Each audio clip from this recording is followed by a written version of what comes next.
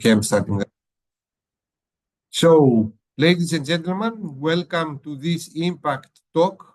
This is a series of talks that we organize through the Virtual Exchange Program Impact in order to share good policies and also practices through our Virtual Exchange community. It's very important, and the purpose is like mainly academics, administrators to participate in this kind of sharing seminars and sessions. So I would like to thank all of you for your participation. But more than this, I would like to thank, Professor Rhonda Sofer, who is going to be our speaker today. Professor Rhonda Sofer is the director of the international projects in Gordon Academic College of Education. Even though that, I have been introduced to Rhonda as a partner, as a collaborator before 2 years when we have started to write, the Impact project, I still remember her from a meeting in Cyprus many, many years ago. Or at least, I remember that she has participated with this logo, Gordon College of Education. So Rhonda is very, very is a very enthusiastic professional regarding the impact of internationalization for a university. She has a great experience through her interactions and through her engagements in the field about the topic. So we are very happy and very honored that she's going to share with us her perspective and her experiences, and it's based on us to adapt a little bit, probably change, very this richful knowledge that Rhonda will share with us for our cases. So thank you very much, Rhonda, Toda Rabba, for your participation and for your sharing things with us, because it's not a common thing, people to share things. This is very important in academia, to share things, but we need to find the people that they have this willing to do. So Rhonda is one of them. Thank you, Rhonda, very much. Okay, thank you for this lovely introduction, Kostas. And I'm very excited to give a talk today on a topic that I'm very, very much engaged in, namely internationalization in higher education and the experiences that we've had here at Gordon College in our development of international programs. I must confess that I'm not going to talk about theory today. I'm talking about walk the talk. Walking the talk is doing, and not only saying what you're going to do, but do what you want to do. And what's really nice about what I think it's going to be nice about what I'm going to talk about today, when you look at Gordon College, it's really like on this small college on this beautiful mountain of Haifa. It's a multicultural city, and maybe 15 years ago, it was a regular, modest teaching college. And over the last decade and a few years, we've become really trailblazers as an international institution, leading all other colleges in Israel in our international innovative programs and initiative.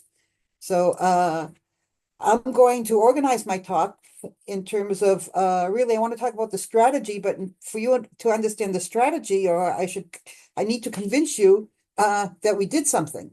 So I'm going to give you a very brief introduction of Gordon College, also a very brief presentation of what we've done in regards to international programs. And I'm going to give you an idea of how being part of this international program has impacted our college, because that's also part of the strategy that you may need to use to promote internationalization at your colleges. So anyways, Gordon, here's our view. My office is actually right in this corner, and we see this lovely view of the Mediterranean all the way up to Ocean Ikra. We're also right off the ocean, so if missiles are coming, we have to leave our office very quickly. But it's a lovely view and a beautiful place. Haifa is located on the shore. This is a satellite picture for those of you who don't know where Haifa is. As a college, we're not a large college. We were established in 1953. We have around over 5,000 students. About 640 are graduate students. We have around 350 faculty members, 70 of which teach in the graduate schools. Like any other college, we have academic programs and degrees, bachelor's of education, master's of education, retraining programs for academics, diploma studies, pre-academic studies.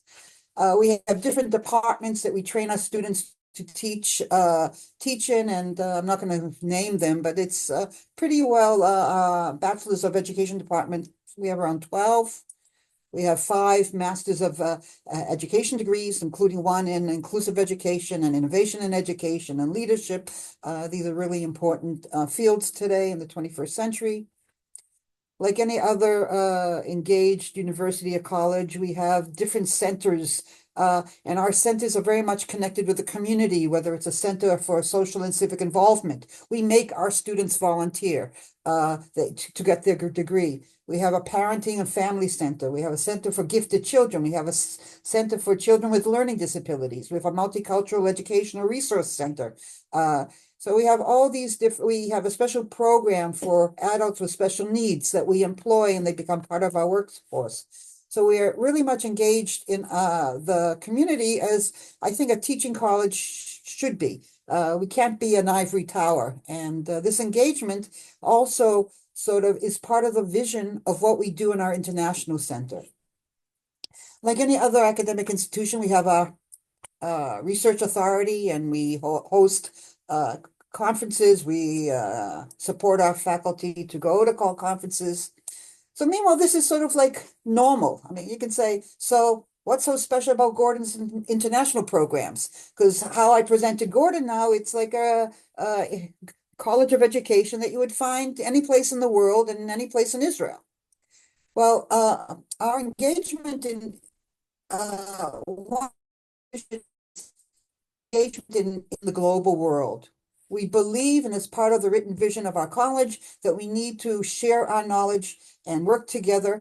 And again, it's not just talking about it, it's walking the talk. From 2002, we've been involved in the city of Dnipro, helping them with their special needs initiative. We were working with the only center for special education in this city, and we were sending teams to train their faculty, their para professionals every year, twice a year sometimes. During the war, this has stopped, but we worked for a while on virtual presentations, and this is sort of stopped too right now. The war in Israel and the war in Ukraine has sort of slowed down this program, but it's very much a part of our heart and soul. We're the only higher educational institution in Israel, and there's 62 of them. I'm talking universities, Technion, Weizmann, that has ever been selected by UNICEF in the field of education in one of their tenders. And we were selected in a project that supported the government of Georgia in improving inclusive education services for children. We were also consultants to the Ministry of Education of Armenia, advising them how to strengthen the new National Center for Education and Development and Innovation. Again, no other higher educational institution in Israel has been selected by the World Bank, not UNICEF. We have another project which is running now, which I, until an hour ago, just finished the second major report, which is a needs analysis for the country. But we were working with the Ministry of Education and UNICEF in Zambia, helping them develop their teacher training strategy for the whole country. And we sent 10 data collectors to different regions of Zambia. We have over 1,000 pages of transcribed interviews. We have hundreds of pages of around 700 people filled in the quantitative data. So it was quite a major work. And I have the first draft now. It's due in another week, and my team should be reviewing it. And we just were selected with another UNICEF project that is helping to support the Bureau of Education in improving their continued professional development for teachers. And I see that my partner here in the international office, Shadia, she is leading this project. And they are finishing their first major report, which is a literature review and a needs analysis. So we're very much engaged in the world and sharing our knowledge. And this is something that not only other teaching colleges have not engaged in, but no university in Israel has. This is an international competition. In other words, when you go for UNICEF or World Bank or UNESCO grants, you're in the global marketplace and you're competing against the world. And the fact that we've been selected now for 4 different projects really reflects the expertise that we have and our successful implementation of these projects, which I'm very proud of. We also sort of walk the talk with Erasmus. We've designed and coordinated 2 major capacity building projects, Do It and Cure. And I talk about things that are engaging. Do It promoted diversity and children's rights, and Cure promoted active citizenship and civic involvement. I mean, what could be more engaging than that? We've been partners in 10 other projects of capacity building. We've had at least 50 Key Action 171 exchange programs over 10 years. And right now, this is not part of the 10 projects. We have 3 running Erasmus programs. One, which you know, is Virtual Exchange, which is this impact program, which Costas is coordinating. We're in another Erasmus Plus adult education program called eSafety, which is promoting safety on the internet and training adults, teachers, parents to how to work with their children on 2 major subjects, addiction and bullying. And we've just been selected for an e-twinning project of the EU, which is a cooperation, partnerships in higher education, promoting cultural heritage. So these 3 running projects aren't the usual Key Action 2 capacity building programs. They're programs, European programs that we've been invited to because of expertise. And it's very exciting to enter into this new realm of international engagement. Like my colleagues in Israel, we just heard that Levinsky has been awarded 3 projects, and the Institute in Jerusalem for Dance and Music received an award from the Ministry of Regional Cooperation. We're pleased to say that all 3 of our proposals were selected. One dealing with research that involves Greece and Kosovo, another dealing with student exchange with Bulgaria, and close to my heart because we've been in 5 projects with Georgia, and now Montenegro. Now this will be our 2nd project. We're doing a sharing challenges for regional cooperation in early childhood education. So we're very excited about these awards that were just announced within the last week or 2. We also have, and this sort of sets us apart from, I think that there is no other academic institution in Israel that has a Spanish-speaking center, which is very active in terms of training courses on site in South America and online. We've signed memorandums of understanding with governments and ministries of education. We offer a variety of training courses. We just sent 2 people and they've come back, one to Mexico for on-site training in social emotional learning and caring for teachers in schools in Mexico. And another team was sent to the Dominican Republic for training in digital technology and education. So we not only offer online, but we're willing to go on site and help our colleagues if they feel that our expertise can contribute to their capacity building. And these are just, this is not full. My colleague who heads the department will say, Rhonda, you're missing a few countries. These are the ones that I could remember that we've signed international agreements with. And this is with the countries, not with universities. And we also have an online learning with this department, and also in general, where we offer courses in these topics, digital competencies, creativity and education, distant learning, illuminating the special and special education. So the whole idea and why I'm giving this talk today is to sort of talk about how do we do it? What is the strategy of Gordon College in promoting in this sort of engagement, because it's not the usual engagement of any teaching college in this country. And so the question is, how do we do it? And And the first way, who do we engage? In other words, this is not Rhonda's show. Sure, I was important in first being the director. Now I'm the director of international projects. But if you don't have the involvement of key administrators, it's not going to go anyplace. So you have to be able to convince key administrators of the institution that international development is important for them. And again, it's not a one-man show. You have to engage the faculty. You have to have, and I know that some international centers, they're the same people that do it all the time. It could be like 5 people. If this is a college in Israel, they're the ones that are engaged.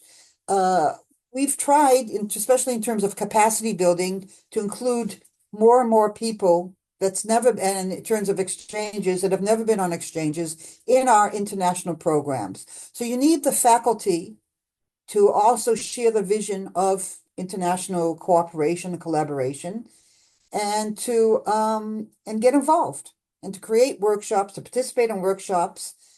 Also important, and I'll be perfectly honest, this is where we're weak. We have to work stronger with the involvement of students. And we do that through student exchange. And I'm happy to say, it might not seem like a lot this year. We have 8 students going abroad, but we're also working at internationalization at home for students. Before the war, we had around 30 students coming to learn with us, and we had buddy systems and programs. Now we're offering COIL courses with also through Impact. We have one running this semester, and we have others with our partners from Germany and Austria. So if we can't send them abroad, and with schools of education, it's a bit dodgy because they have to do their student teaching, otherwise they lose a year of semester of studies. Now, you're saying, okay, that's nice to say you have to get support of the key stakeholders, but how can you engage, how do you convince them?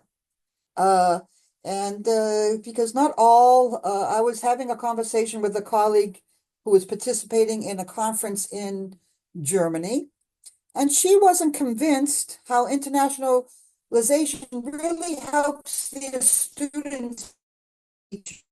She was talking about faculty participating in international programs. She wasn't convinced that she has a pretty high standing in her college. How this makes our students better teachers in the field, our students of education. So you have to be able to show them, the key stakeholders first, how we benefit from international programs, and how it contributes to capacity buildings, how it opens new academic opportunities, how it exposes our students to the global world and provides them with knowledge and skills that can be useful in further employment. So how do we convince the key stakeholders? First, they have to see the benefit. How will their institute be impacted? And I'm going to give you I'm telling a story how we at Gordon College has been impacted. But first, you need to explain this is the only theory I'm doing. Since Simister and Smith is how can an institution be impacted? There's 3 levels: the individual level, impacting the competencies of the individual faculty, staff, and students; on the departmental level; and on the institutional level. So if you want to convince key stakeholders, you have to sort of say what's in it for the institution. Okay, so here, what happened? Gordon was selected in 2012 to coordinate a Tempest program. It was the first program we ever belonged to. We weren't partners. And it was a program that had 80 different professionals, 21 different academic institutions, and 7 different countries. And remember, we were this, teaching college, first Erasmus Tempest program, and we're coordinators. We're responsible for the money, for the distribution, for the running the program. So first of all, we structurally, on the institutional level, we needed to create a financial management. We had to develop a structure of administrative coordination that would expand Gordon's national accounting skills to those of the European Commission. So that was the first, one of the first things we had to do is make sure that we could manage the project. Also, we didn't even have an international center in 2012 at Gordon College. So we said, well, if we're leading this major project, we have to create an international center. Right now, I think there's everybody participating in this program. The institution has a international center, but in 2012, in teaching colleges, not, I would say the majority did not have an international center. Now, you can then also convince the key stakeholders by saying it can have an academic impact. And for example, Gordon participated in several projects that were called curriculum reform. And they were courses that promoted multicultural education, democracy, children's rights. It included new ways of teaching and learning, mobile learning, problem and project-based learning. For some of the projects, such as ASSET, which was alternative ways of, which promoted soft skills. Well, soft skills are important, how do you evaluate them? So because of this project, we separately created a committee of values of academics at Gordon College that sit down and talk about how do we assess values. And created we decided to use open digital badges as one means, but it really had an impact of the committees that we formed and how it affected our internal structure of the college. And of course, we created new centers. We created a center of teaching excellence from the project of TeachX, which some of you here have partners in. From the CURE project, we created the Center for Social and Civic Involvement. And there are just numerous effects of the contributions of participating in capacity building projects that are long lasting. In other words, they don't end at the end of the project, but they're sustainable. Now, how have our faculty been impacted? And again, in 2012, we're talking about colleges. They're not supported by the Council of Higher Education to do research. Colleges of education, they work under the ministry and the Council of Higher Education, but they don't get their funding from the Council of Higher Education. So our faculty, a whole new world opened up to them and expanded their international networks. And all of a sudden, they're part of teams that are developing new courses, and they're teaching these courses. These new academic networks have created new ideas for research, publications. Most importantly, they improve the language skills. I remember one of my colleagues who worked very hard in a project. We had to go to Brussels to present it, and I convinced her that it's best that I present it. It will be her project, her name will be there, because English is my mother tongue, and her English wasn't up to the level to present it to a major international audience. I said, it's not going to be easy for you to see me presenting your project, your work here for this project of TeachX. I said, but you'll see that it was a good idea. So, I presented it and she came up to me and she said, Rhonda, you know what? You're right. It was very difficult. But what she did, she started to take private lessons to improve her English. And now she's completely competent in English. She doesn't need my help for anything. She gives lectures internationally, conferences, she writes articles. So here is how, through participating in a Key Action 2 project, and there's more than one faculty members that have been impacted in this way, it improves the caliber and quality of your academic faculty in terms of their networking, in terms of their motivation to do research with colleagues in other countries, and in the language of English, which is an international language which you need for global engagement. So it's an empowering situation, and any key stakeholder at a university, at a college or university, that should be a motivating factor for promoting international programs. So, as I said here, how our college was impacted. English is spoken by the faculty and staff. Not only that, there was one year that our Romanian colleague wrote to me in June. And if you know, if you're a European university, you know that you need to use up your Key Action 1 budget by a certain date, otherwise you give it back to Europe. And she said, Rhonda, can you send 20 administrative staff for training in July to our institution? I said, give me a couple of hours. And I went to the vice president of our college and said, how would you like to offer 20 administrative staff that are overworked and underpaid a trip to Europe to experience another university and and learn from their colleagues at the university? And of course, he liked the idea. And we made it easy for our workers by I think Gordon paid for the tickets, but then they took it off the salary over the month, so they wouldn't be difficult, because not all workers could afford to put out the money first until they reimbursed. So our staff is also engaged. And now everybody wants to speak to me in English, which has killed my Hebrew, because they want to go, and administrative staff comes to me and says, Rhonda, when is there going to be another trip? Like, in other words, we have a culture of international perspectives that cross-cut the faculty, the administration, and our students. And so that's really, really exciting. And of how we've been impacted. We have visitors all the time coming to our university. They give talks, they interact with us. We think of new projects, and it's a bridge between new projects, new programs, new relations.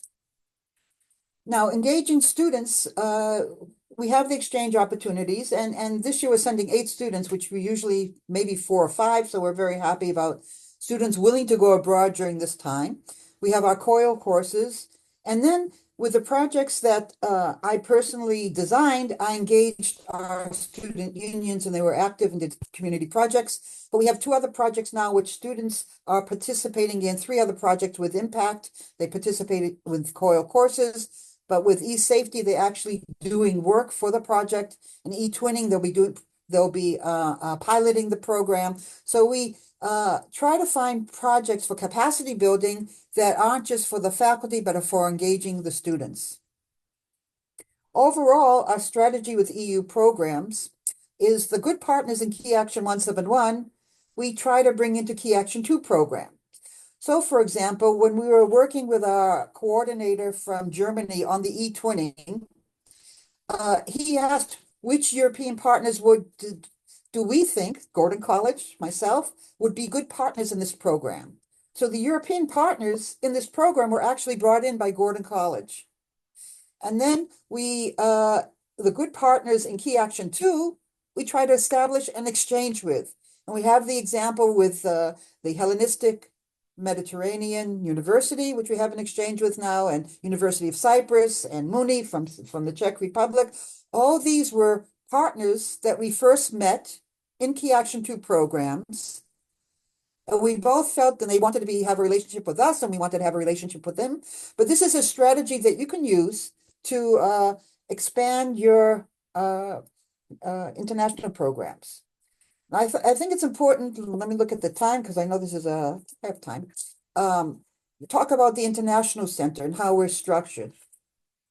First of all, our vision is a vision that I think is common to most international centers: exchange of knowledge, promote research, join programs, contribute to staff and student professional development, promote peace and mutual understanding. There's nothing brainstorming here. It's like a good international center needs to have a vision, and this vision is global and universal.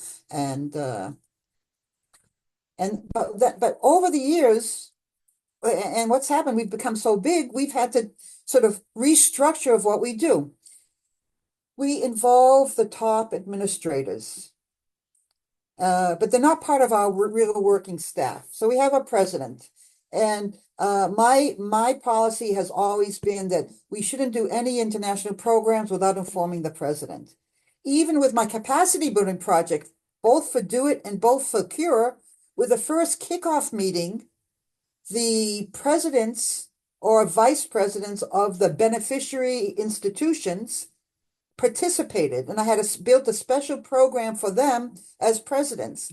So, and you send a president and vice president, he participates or she participates in an international conference or consortium kickoff meeting, you have them buying into the project. And so then if you need anything else as the time goes on, the doors open. The financial manager of our college, he runs the money, so he has to know what's happening. And then our vice president of strategic development, he's now the director also of our international center. So in terms of the international center's working staff, I'm the director of international projects. We have an international project coordinator, also does grant writing. Shadia is here with me, and I'm glad to see her here, but without her now, I wouldn't be able to do half the things that I'm doing. So we have two team members that are really capable of writing applications and administrating projects. We have a financial expert that's known by many people here in Israel, even our international partners, that guides in the managing of EU funds. We have a coordinator of incoming students and also a coordinator of outgoing or logistics. And we also have a head of a Spanish-speaking unit for our program. Now, the faculty are also can initiate or participate in programs. In other words, how my initial vision was that the International Center should not be Rhonda's baby. It is an integral part of Gordon College, not separate. We belong to everyone in the college, and we want as many people to participate as possible. It's inclusive. One year we sent 60 faculty members abroad in exchange, which is a very large number. And I think the last our Montenegro project now, we have a faculty member who's in charge of the content. For the regional grant we just got, we have faculty member is running the research. So we want to engage, and this is our sort of new mantra, that we need to involve people to be leaders in international projects because we have so many of them. So that's our growing strategy. And more or less to summarize, now I'm sure you might have questions. One of the best strategies to promote internationalization is to engage key stakeholders, faculty and students, to choose and participate in programs that can impact your institution and be inclusive. In terms of this last aspect, I sometimes get a bit disgusted of institutions participating, especially in Key Action 2 programs, which bring in some money to your institution, not because they feel they can benefit from it, because they want the money, but they really don't see how, or if they're a beneficiary, they're already doing what the program is supposed to do. And so they're not really doing anything new. So I'm a very strong believer that if you are engaging in especially EU programs, you really have to say, how is my institution going to be different after I participate in this program? Well, how is it going to benefit my institution, the faculty, the students?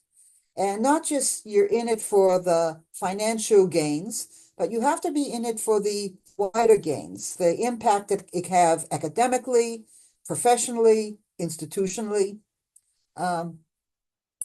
So that's more or less the summary. Thank you for listening. I'd be more than happy to answer questions. Let me. Thank you. Okay, that's something else. Okay. Thank you very much, Did I Rhoda. stop the share? Yeah. Okay. Thank you. Great. Thank you very much for your presentation. I have some questions. But I will provide the floor first to the audience. If they have any questions, please, raise your hand and direct your question to the speaker. So this means I will start. So Rhoda, thank you very much for this insights within your international center. First of all, I would like to ask, how many people do you involve in your international center for how many mobilities? Um, this is like a question that I would like to ask. How many permanent staff do you have to be engaged in this international center? Which means it's not an office, it's a center. So what kind of services? My question is my question regarding this. How many services, what kind of services do you offer in this center? How many staff do you engage? And what is the impact regarding annually of mobilities of incoming and outgoing in a normal situation? Don't speak to me right now that it's a war situation. Let's say before the war. In a normal situation, we can send around 50 to 60 faculties abroad. The services that we provide is that we help them with their mobility grant agreements, with connecting with the partner, with the institution where they want to go, and with any sort of problem they may have in terms of logistics or even academics. We do that also with students. So we are talking about. So does anybody want? No, I just muted someone. So that's a service for the faculty.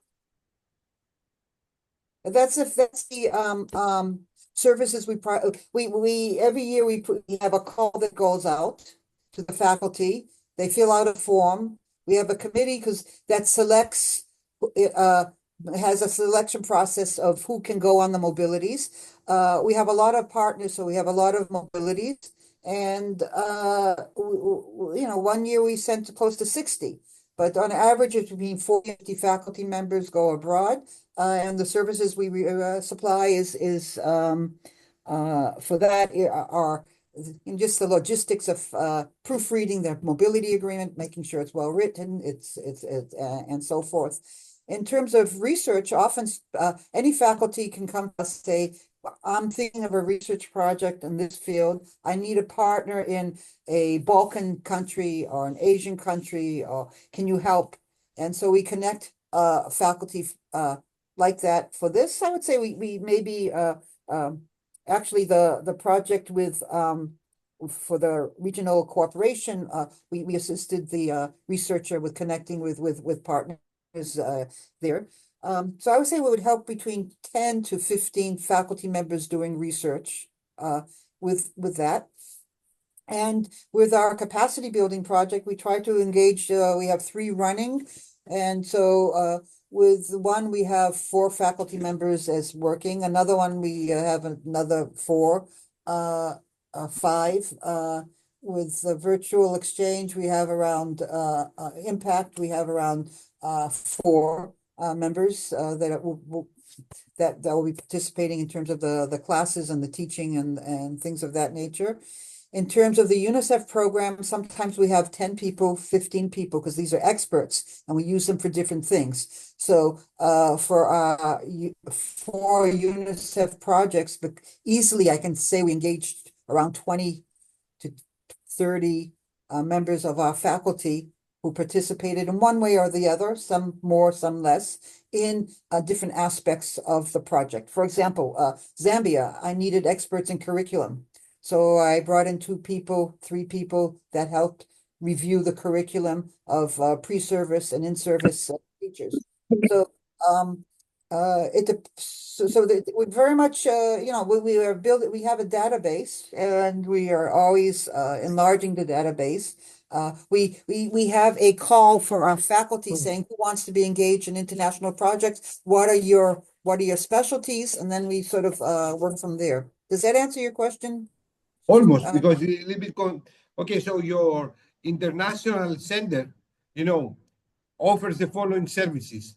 You facilitate the mobilities of your students and your staff to abroad within the frame of KA 171, because you facilitate somehow the administration, or you facilitate the networking of your staff regarding, you mentioned research projects. What do you mean research projects? Do you mean Erasmus project or Horizon projects, or both of them? Both of them. Sometimes none of them. Sometimes they say, I have an idea and I want to research this. I'm looking to do something. I want to do a comparative study in another. So in general, you facilitate the networking. So your researchers are coming to you for the networking. Some researchers are coming to us. Okay. Some of you, all right. Just, I mean, this is, these are mainly the service. How many people? Can I? Also the grant writing, Just- the grant writing. In other words, we do the grant writing also, like The grant writing. This is very important. How many people do you engage as a permanent staff there? As a permanent staff, how many people do they work in the International Center to offer these services? Okay, I gave the 1, 2, 3, 4, 5. Around we have 6 members of our faculty. They're not full-time workers, but 6 members of our faculty work in the international office, a 1 degree or another. Excellent. So 6 staff, they are offering the following services. Facilitate the mobilities, do the administration, writing the proposals of KA 171, writing part of the proposal regarding capacity building projects, making the networking of the university whenever, an academic or another one comes to ask. These are the services that, and this work is implemented by 6 members for mobilities of around, if there are 50 academics, and from the figures that you mentioned, another 20 students, they are moving around, so something like 70 outgoing. And how many incoming do you have per year? Oh, 70, no, outgoing will be around, because we're just starting to send students outgoing more. So it will be around 60 to 70, you're right. Incoming Yes. would be, with faculty coming in, around 40 to 50. 40 to 50. Okay. Thank you. Thank you. This was my first question. I will give the floor to Carla, because Carla would like to ask something relative to this. Yes, it is related to internationalization. So, Rhonda, thank you very much. I'm here because of Costas. Of course, he is the very best man to put people together in collaboration. So, thank you so much, Costas. Right now, Costas is also in our team because we are organizing future projects, writing future projects.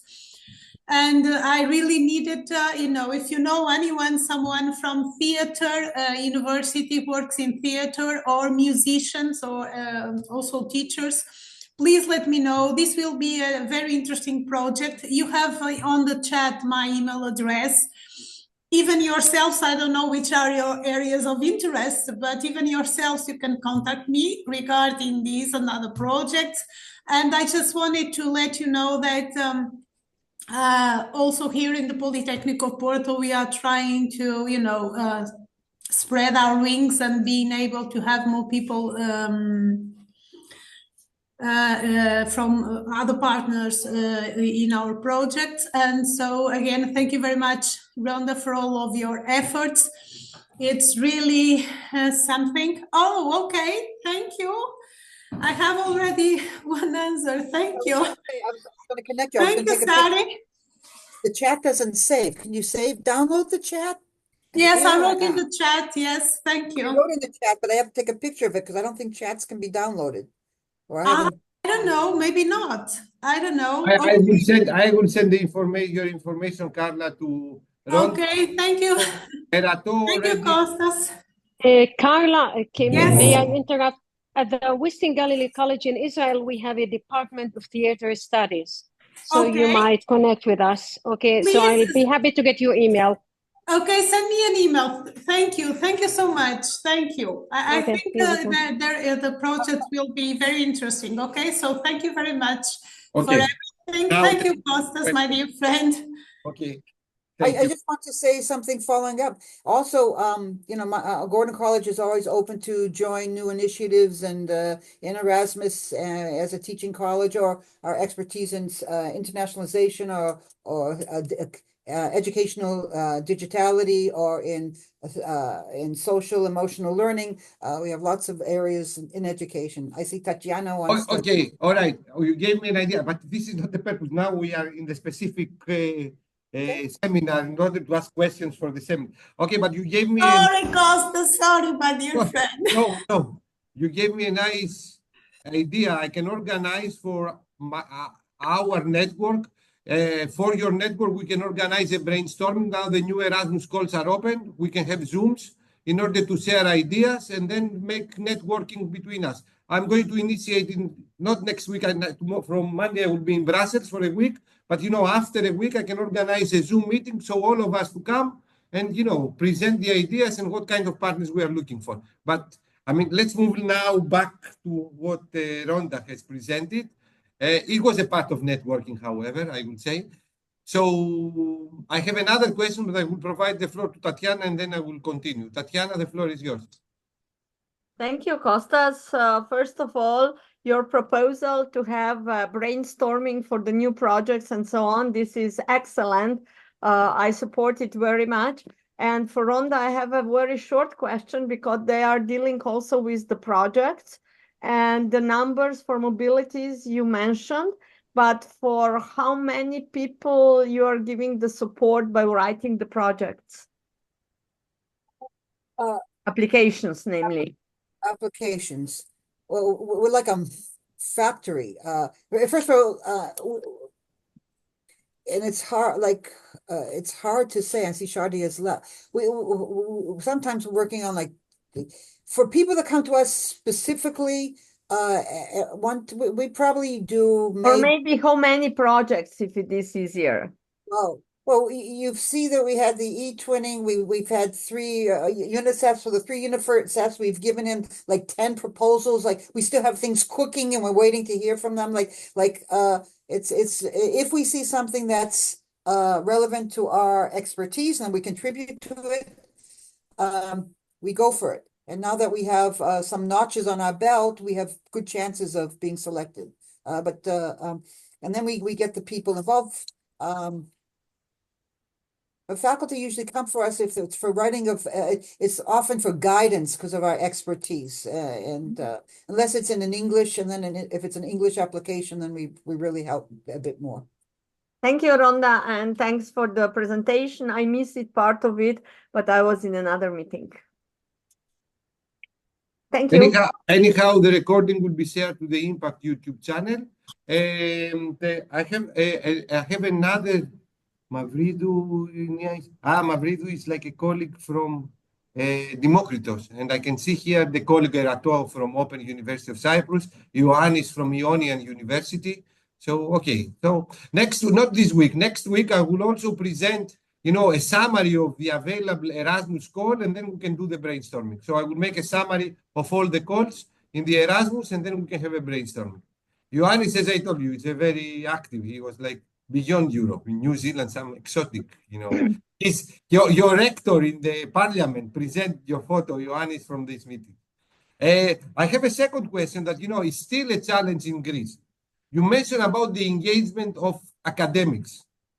I mean, this is a very big challenge. And, the academics, they can understand their benefit if we're talking about pure research projects because they are the publications, and also is the prestige to participate or even coordinate a research project like Horizon. I mean, let's speak with the terminology that probably in Europe they understand a little bit better, or ERCs or Marie Curie grants. However, in the Erasmus, that the impact is very obvious. They are not so motivated.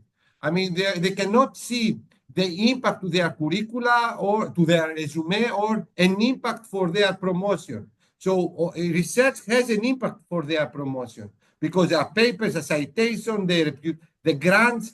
However, even the Erasmus, probably they offer similar grants for them as a coordinators. They don't have a particular motivation to participate because it's not linked with something that they can count and can play an important role for their promotion and professional development. How do you manage this in Israel? You have different criteria for promotion?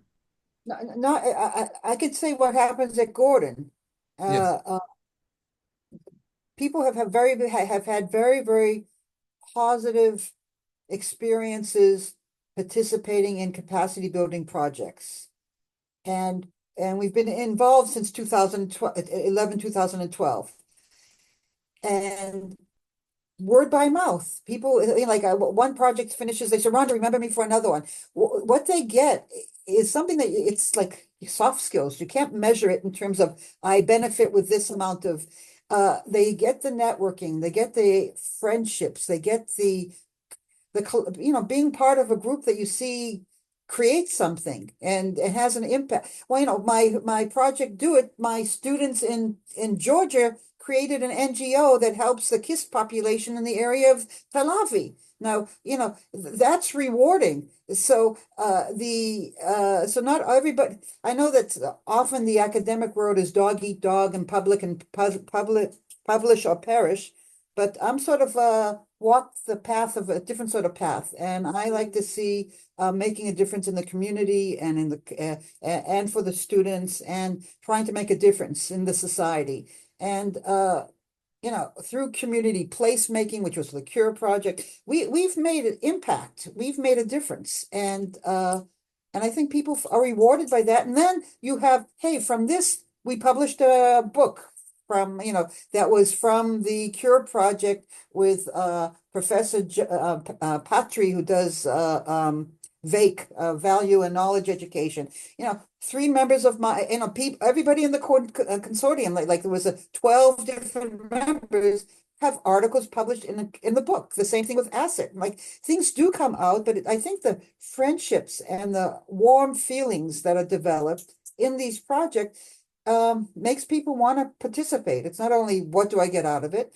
At Gordon too, we give a slight financial reward for participating in these projects. If there's a budget for salaries, we do make sure that the members, faculty that participate in these projects get something. It never covers the time and effort that they put in, but it's in a way shows that Gordon College appreciates their work. They're not doing it for free. So there's also the slight financial and also the prestige. People get prestige from participating in these projects. Vision is to be, one of the visions is that if you're a member of Gordon College, we expect you to be engaged on the globally and to participate in. How do you evaluate this? You demand that you measure. How do you evaluate this? Do you have, every year, do you provide an open assessment? At Gordon College, if you participate in international projects and you want, let me put it this way. If you want to go for a promotion and you've alienated yourself from participating in international projects that we needed the person to participate in, that might hinder their promotion. In other words, we consider participating in international projects a very positive thing, and it does help in terms of promotion at Gordon College. We also do assessment. Thank you. I think that also my greetings to, the name of the husband.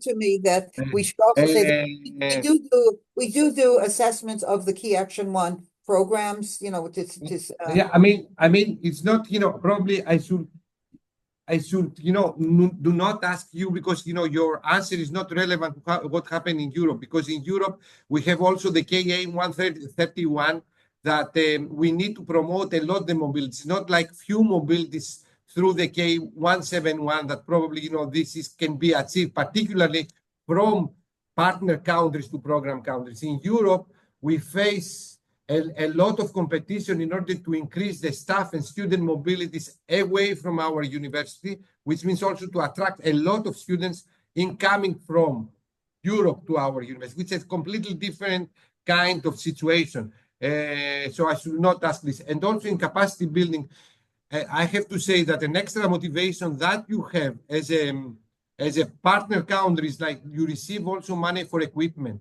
And this gives a motivation to the professors that they participate from your side to support, their laboratories. I had this situation with, the big Israeli universities like Weizmann, Technion, Ben Gurion, and what was the other one in Ben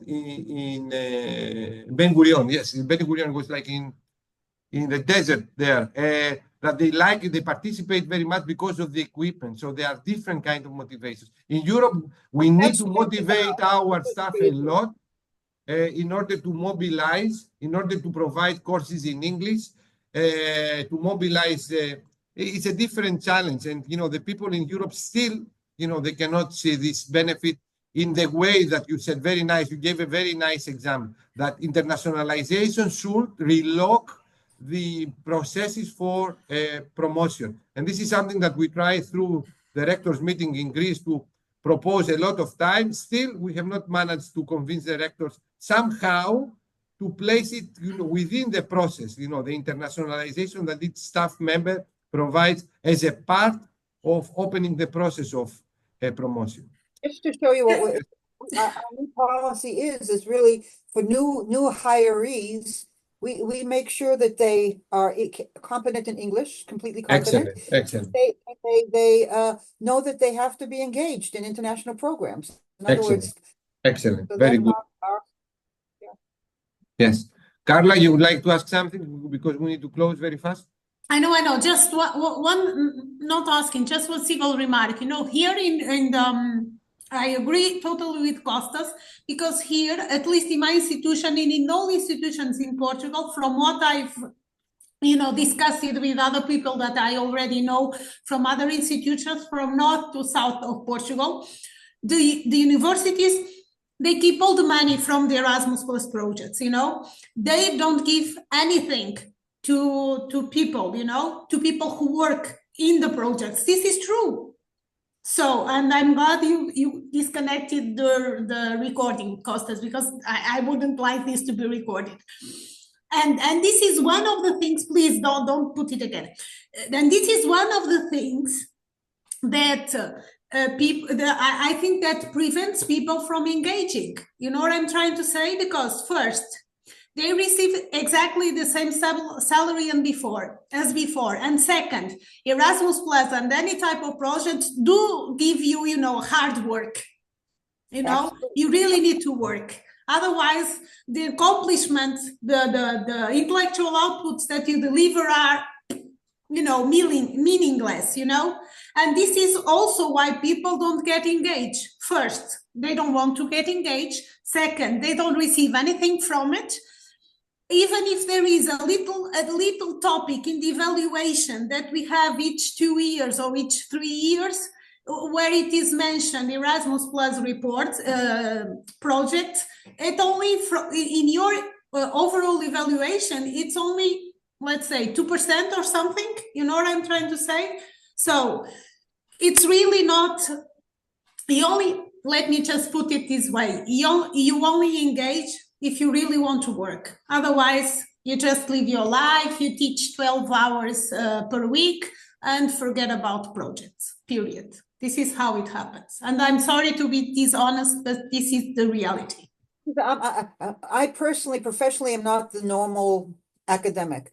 I am driven by promoting values. The project that I wrote, the first one was promoting diversity in children's rights and teacher training programs. What could be more better than that? The second one, promoting active citizenship and democratic principles. I get engaged. Another project that we were partners is, but I helped with the application, was access to higher education of peripheral populations. These are values that I hold dear, and so I'm willing to. I come from a Franz Boas, Gene Weltfish sort of training that you give to the community, and it's important to use your knowledge to make things better. So I'm sort of like not the normal person that gets engaged. Like, I'm committed to these projects. I slept 2 hours last night because I've had to finish this needs analysis for the first draft to give my team a few days to look at it before I give it into the to UNICEF and the Ministry of Education in Zambia. So it's I walk a different beat for a different drum. But I'm very happy. I'm not and my profession professorship is not is based on the initiatives and the impact that I've made, not so much with academic articles, and I have academic articles, but because of the initiatives that have come about due to the work that we did. And I've gotten, I've been recognized internationally. And I don't like the schwitz, but some people know what I've gotten. And but finally in Israel, they opened a way for professors to become a professor due to their initiatives and contribution to the field. And that's what it's based on. And that's really meaningful to me because my doctorate is the academic work.